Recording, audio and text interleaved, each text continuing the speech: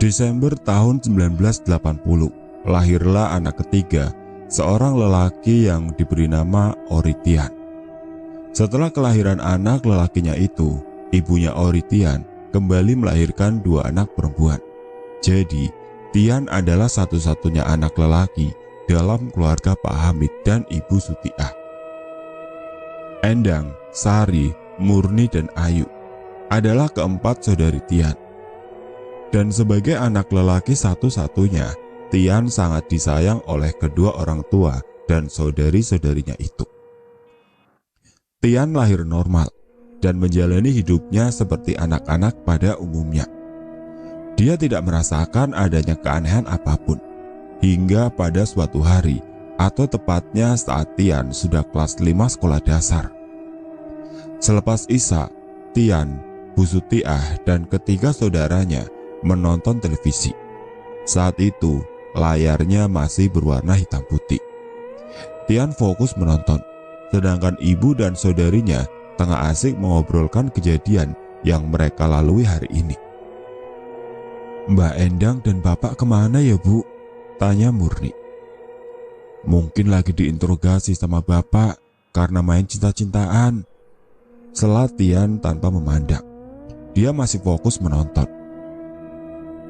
"Mbak Sari juga sama tuh, Bu. Ayo lihat Mbak Sari sama..." Celetuk Ayu terpotong. "Jangan dipercaya, Bu.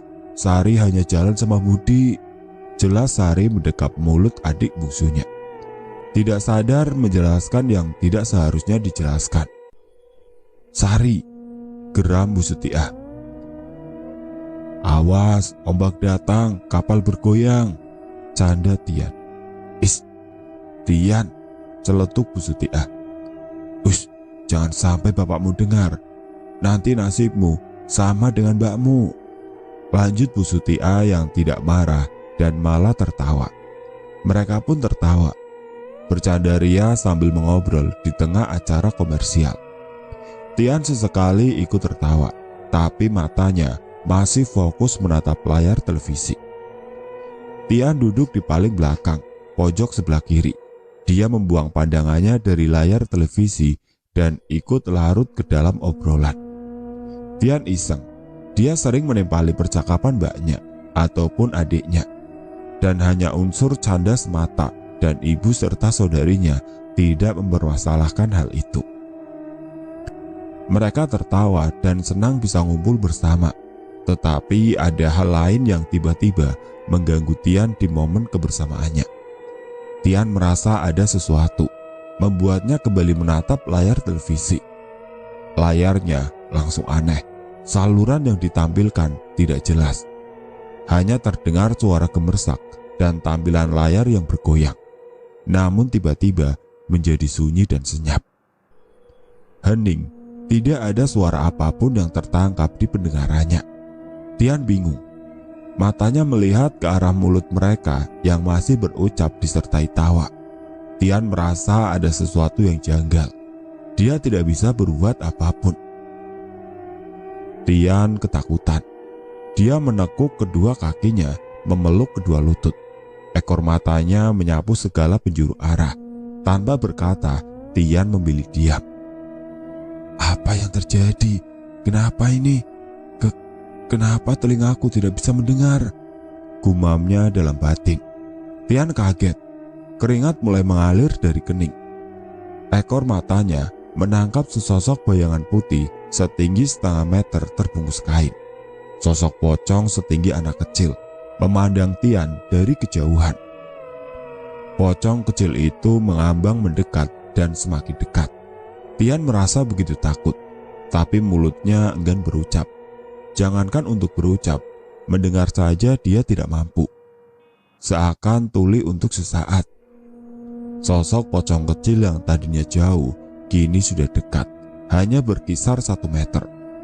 Tian membuang pandangannya, melihat ke arah keluarganya.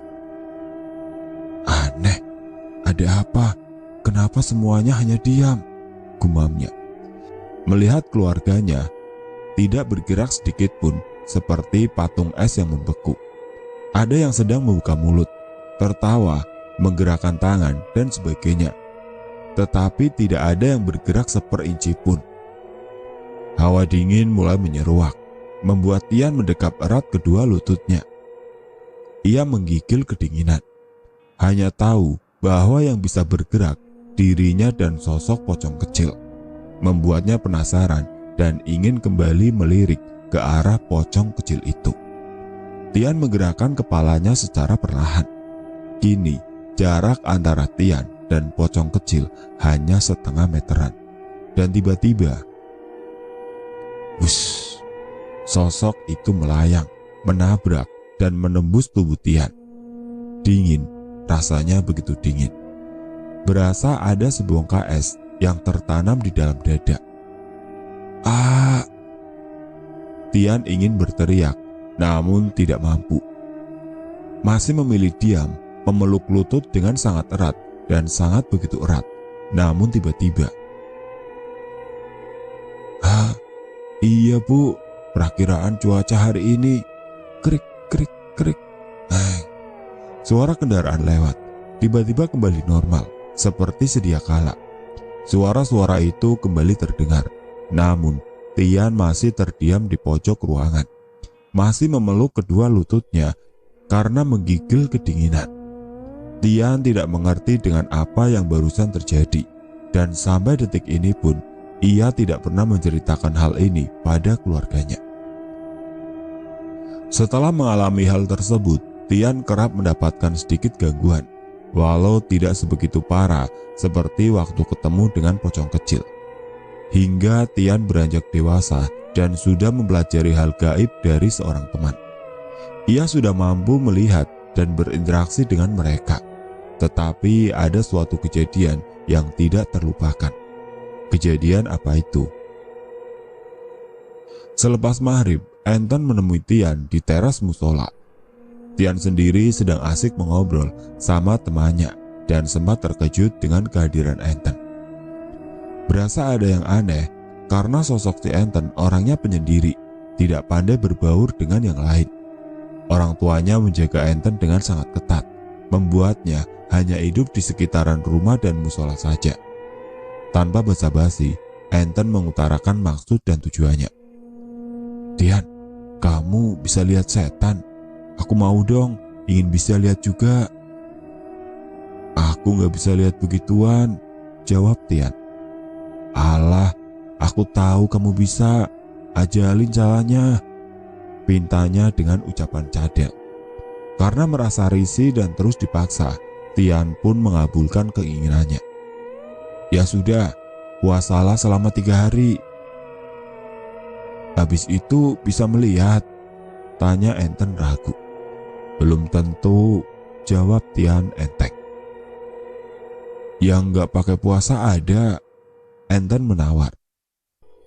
Somret ya anak, sudah diiyakan, malah ingin enaknya saja, gerutu Tian dalam batin. Tiba-tiba, teman Tian yang ada di samping pun berbisik. Was, wes, was, was, wes, was. Tian balas mengangguk dengan seguman. Tian balas mengangguk dengan senyuman licik. Ten, nanti malam jam 1-an kamu kesini, sekalian bawa alat sholat dan tasbih, pinta Tian yang dibalas Anton dengan anggukan. Menyanggupinya dan mulai melangkah pergi. Setelah menunggu cukup lama, pukul 01.15, akhirnya Anton pun datang dengan membawa alat sholat dan tasbih yang digenggam di tangan kanannya. Sorry, aku nunggu bapak tidur, biar nggak kena omel, jelasnya. Ya sudah, buruan ambil wudhu, terus sholat tahajud, dan lanjut zikir 1000 kali, perintah Tian. Wah, kakiku bisa gempol karena duduk bersila, terang Anton. Mau tidak? Tanya Tian dengan nada geram. Iya mau, balas Anton. Jangan berhenti sebelum 1000 kali, nanti bisa bahaya, ujar Tian menakuti. Anton langsung mengambil wudhu, masuk ke dalam musola untuk sholat. Habis itu dia sambung berzikir.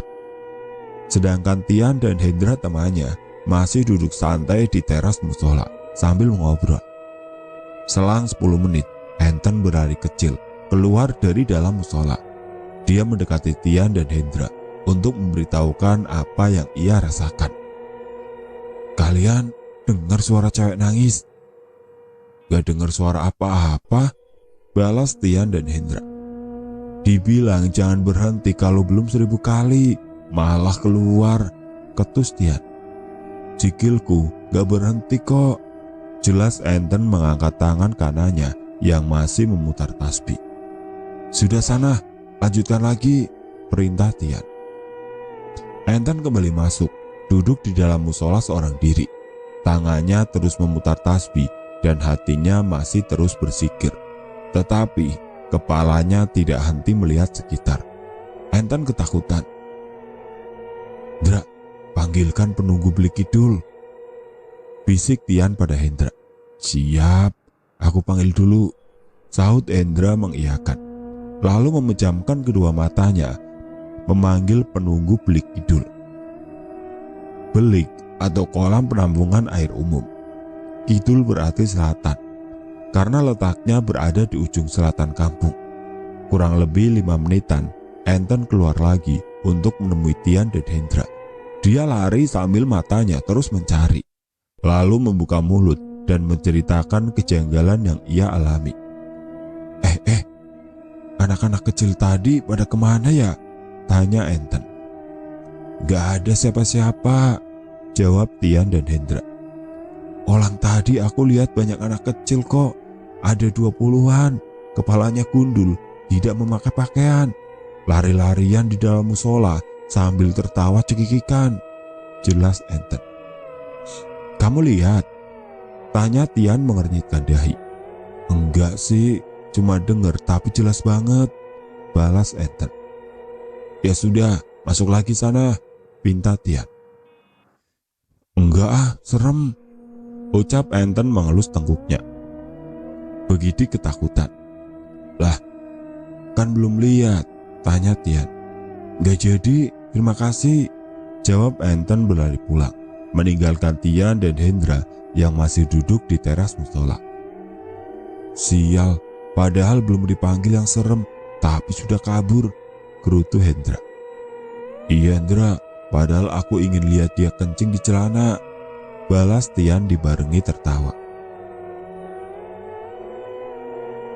Berawal dari tempat tongkrongan, sore itu di pertigaan kampung Kenduk Sari Atas, Tian dan kedua temannya sedang asik nongkrong. Sebut saja mereka Arif dan Jabrik.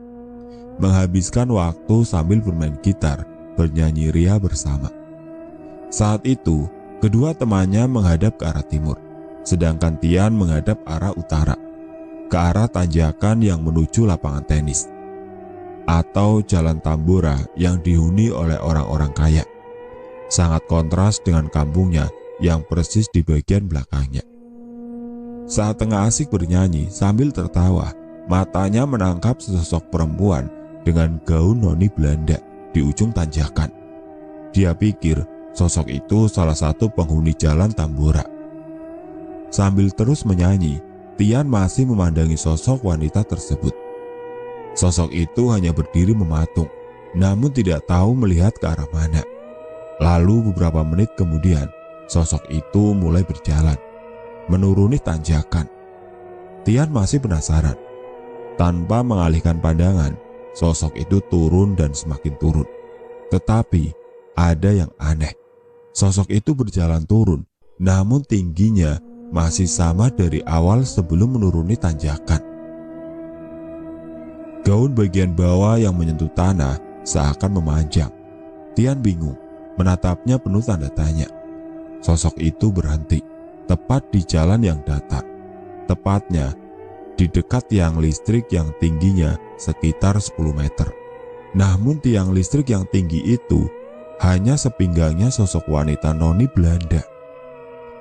Parasnya cantik, menatap Tian dengan raut wajah datar. Tian kaget dan bangkit dari tempatnya duduk, hendak lari. Namun kedua kakinya berasa lemas mati rasa.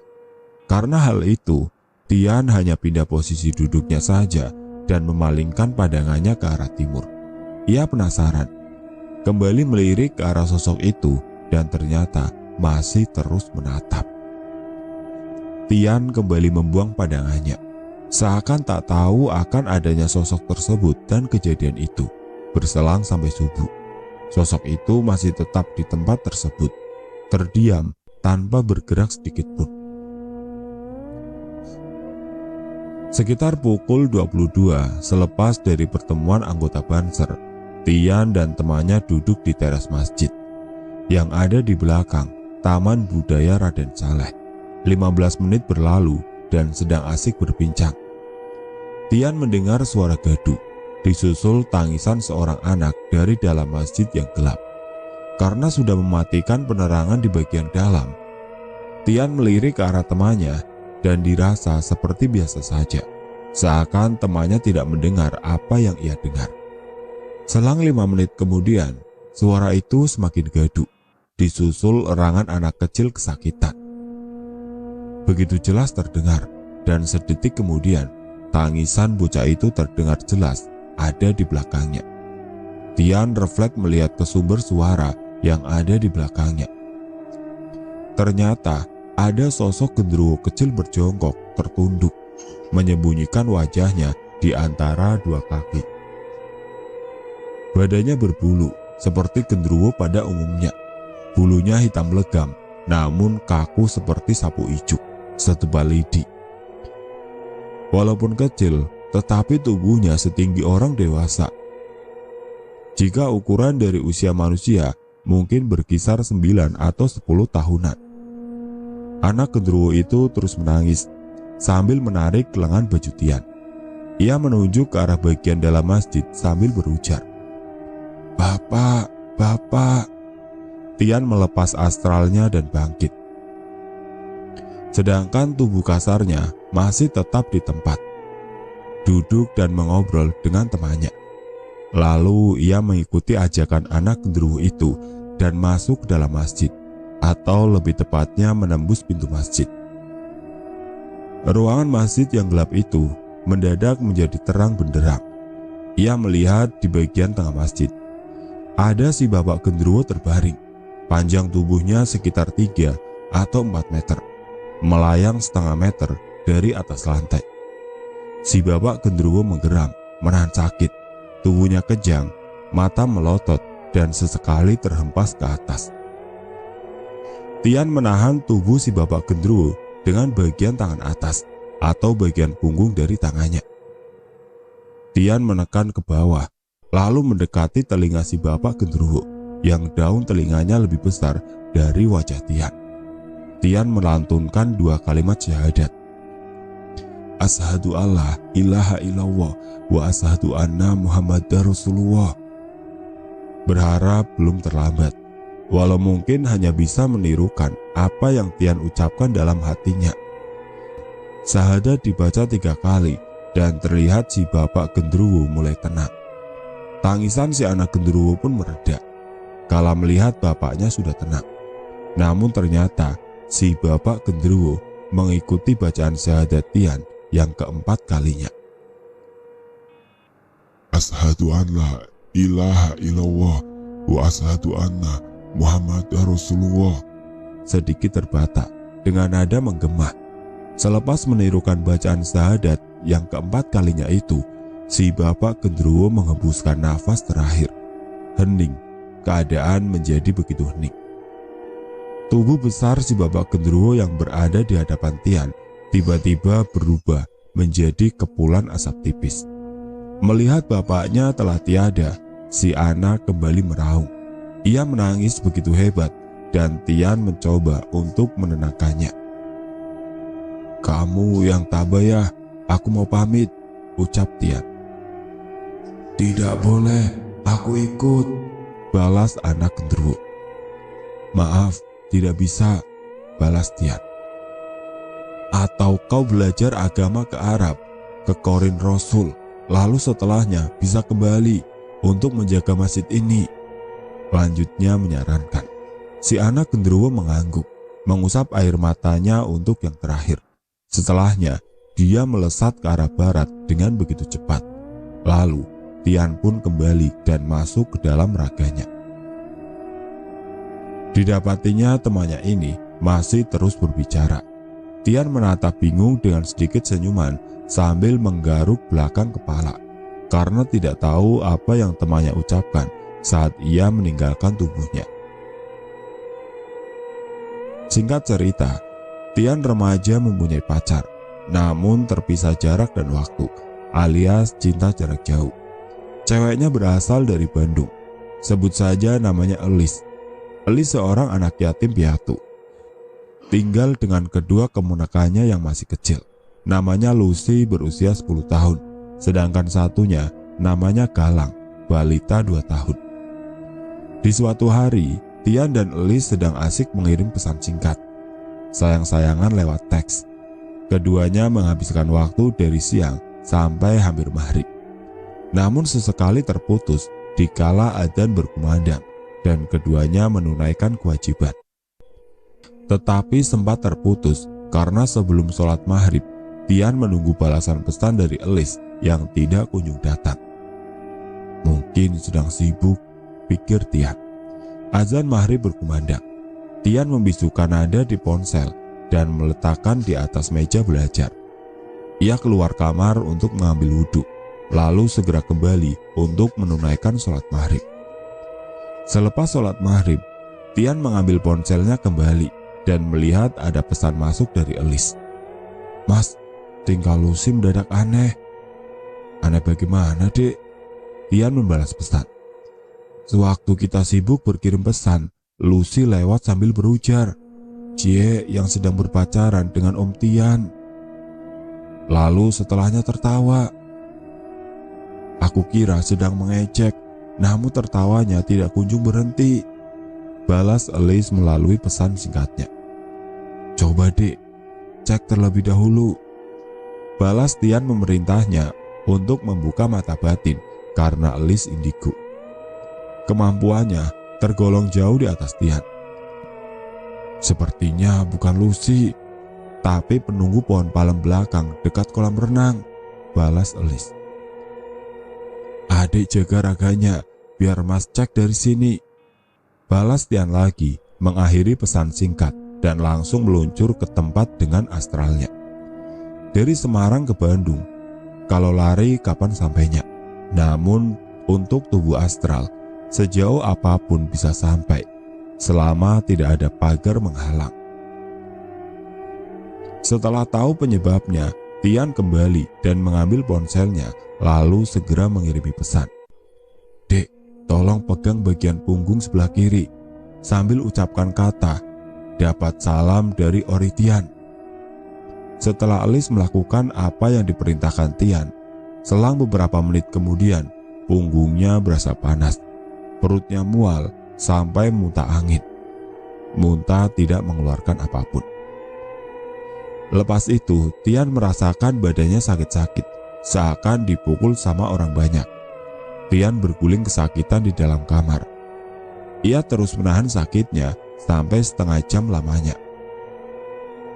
"Sudah Mas, Lucy sudah bisa tenang. Sekarang sudah mulai terlelap," Elis kembali mengirim pesan. "Alhamdulillah Dek, ya sudah, adik jaga Lucy saja, sampai jumpa besok," balas Tian di tengah sakitnya.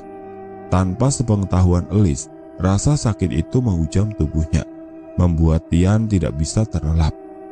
Menahan sakit yang ia rasakan sampai azan subuh berkumandang. Dan aneh, selepas subuh, rasa sakit itu menghilang dengan sendirinya. Tian pun terlelap.